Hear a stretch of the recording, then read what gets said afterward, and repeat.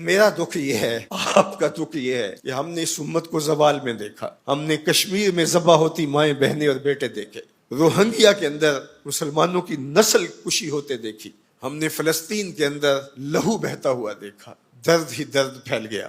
آج ان یتیموں کے سر پہ کوئی ہاتھ رکھنے والا نہیں ہے۔ 3 مارچ 1924 کو ہم یتیم ہو گئے تھے، سلطنت عثمانیہ ٹوٹ گئی تھی، ورنہ شرق سے لے کر غرب تک، شمال سے لے کر جنوب تک مسلمانوں کا تسلط، اور لوگ ڈرتے تھے اگر خلیفہ نے اعلان جہاد کر دیا تو پھر تمہیں پوری دنیا میں چھپنے کی جگہ نہیں ملے گی۔ یتیم جانتے تھے ہمارے سر پہ کوئی کھڑا ہے، بیوائیں اپنے آپ کو بے آسرا نہیں سمجھتی تھی، بوڑھے سمجھتے تھے کہ ہمارا آسرا یہ لاٹھی ہی نہیں، کچھ دنیا میں بیٹھا ہوا خلیفہ بھی ہے۔ لیکن پھر دنیا کے 3 بر اعظموں پہ پھیلی ہوئی سلطنت صرف دنیا کے 3% حصے پہ سمٹ گئی، اور آج 56-57 اسلامی ملکوں کے اندر ہم تقسیم ہیں، اور اس تقسیم کا نتیجہ ہماری ہوا اکھڑ گئی۔ خلافت کی مرکزیت ہمارے پاس موجود نہ رہی۔ خلافت سے تصور لے کے یورپ نے اپنی صف بندی کی، اور یہ کتنے ملک جڑ کر کے ایک یونین بناتے ہیں اور ہماری وحدت کے ٹکڑے ٹکڑے کر دیتے ہیں۔ دیکھ مسجد میں شکست رشتہ تسبیح شیخ، اور بت کدے میں برہمن کی پختہ زناری بھی دیکھ، کافروں کی مسلم آئینی کا بھی نظارہ کر، اور مسلموں کی مسلم آزاری بھی دیکھ، چاک کر دی ترک نادان خلافت کی کعبہ، سادگی مسلم کی دیکھ اوروں کی عیاری بھی دیکھ۔ آج وہ ہدف حاصل کر چکے ہیں۔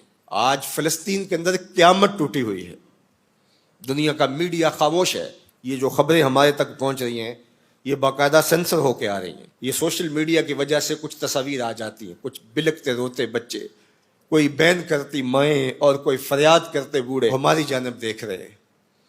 ہماری جانب کیوں دیکھ رہے ہو؟ ہم تمہاری مدد کو نہیں پہنچنے والے۔ گلی میں 3 اوباش کھڑے تھے، تو کھڑے کھڑے ان کی شرط لگ گئی کہ دیکھتے ہیں ہم میں سے سب سے بڑا بے غیرت کون ہے۔ تو یہ ثابت کرنے کے لیے گلی میں ایک بوڑھی خاتون آ رہی تھی جس کے ہاتھ میں ڈنڈا تھا، اور اس کو ٹیک ٹیک کے چل رہی تھی۔ ایک اوباش آگے بڑھا اور اس بوڑھی خاتون کے بڑھاپے کا لحاظ کیے بغیر اس کو دھکا دے دیا، وہ گر گئی۔ بہت بڑی بے غیرتی کا اس نے ثبوت فراہم کر دیا۔ لیکن دوسرا آگے بڑھا اور اس نے اس گری ہوئی بوڑھی خاتون کے اوپر ڈنڈے برسانے شروع کر دیے۔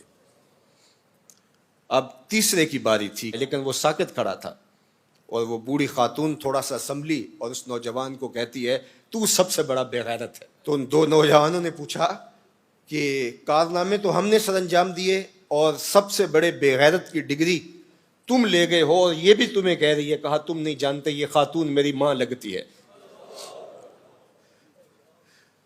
آج اسرائیل نے ان کو مارا، برطانیہ کا وزیر اعظم جنگی جہاز کے اوپر بیٹھ کے ان گرے ہوئے مفلوق الحال لوگوں پر بم برسانے کے لیے خود پہنچا، لیکن وہ کہہ رہے امت مسلمہ تم بے غیرت ہو، ہم تمہاری مائیں لگتی ہیں، ہم تمہاری بہنیں لگتی ہیں،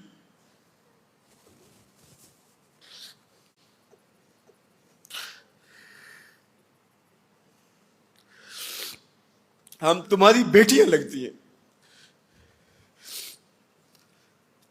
ایک یہودی ایک پردہ دار خاتون کے اوپر شراب پھینکتا ہے اور باقی آوازیں کستے ہیں، لیکن وہ دیکھ رہی ہے ایڑیاں اٹھا اٹھا کے امت مسلمہ کی طرف۔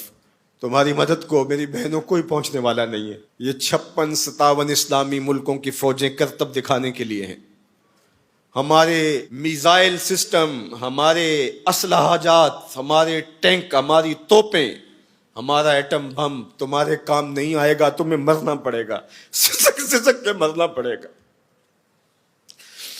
یہ امت تمہاری مدد نہیں پہنچے گی، 40 ملکوں کی مشترکہ فوج بھی تمہاری مدد کو نہیں پہنچے گی، حرم سے بھی کوئی آواز نہیں اٹھے گی، نہ عجم سے کوئی آواز اٹھے گی۔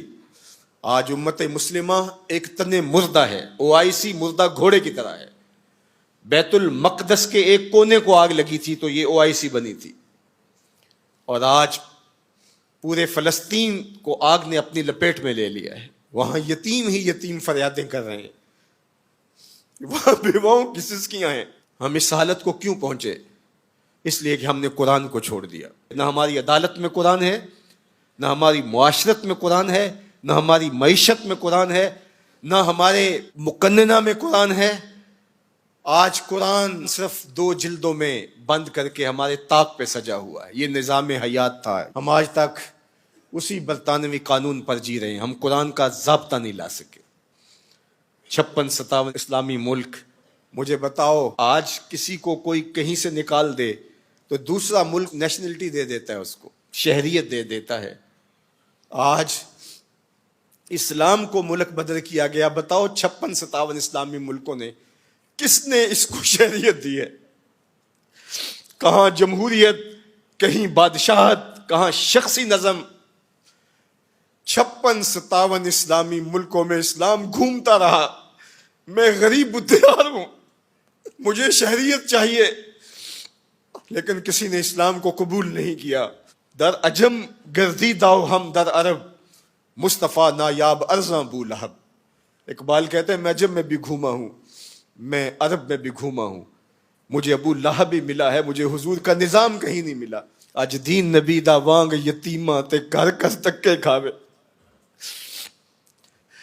اے فلسطین کے یتیموں تم اکیلے یتیم نہیں ہو. اس وقت اسلام بھی غریب الدیار ہے, اس کا کوئی وطن نہیں ہے.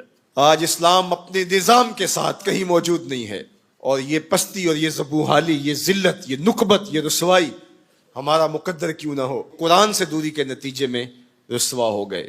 ہمارے دردوں کا مداوا قرآن ہی ہے, ہمارے دکھوں کا علاج قرآن ہی ہے. گر تمی خواہی مسلمان زیستن, نیست ممکن جز بقرآن زیستن. اقبال نے کہا اگر تو مسلمان بن کے جینا چاہتا ہے تو قرآن کے بغیر نہیں جی سکتا. اور پھر آگے چل کے کہا فاش می گوئم آن کے در دل مزمرست, این کتاب نیست چیزیں دیگرست. کہا جو میرے سینے میں پوشیدہ ہے میں کھل کے نہ کہہ دوں, یہ کتاب نہیں کوئی اور ہی شے ہے. یہ زندگی بانٹ دیتی ہے, یہ اٹھا دیتی ہے گری ہوئی قوموں کو. اللہ اکبر. تو ہم نے اس قرآن سے جڑنا ہے,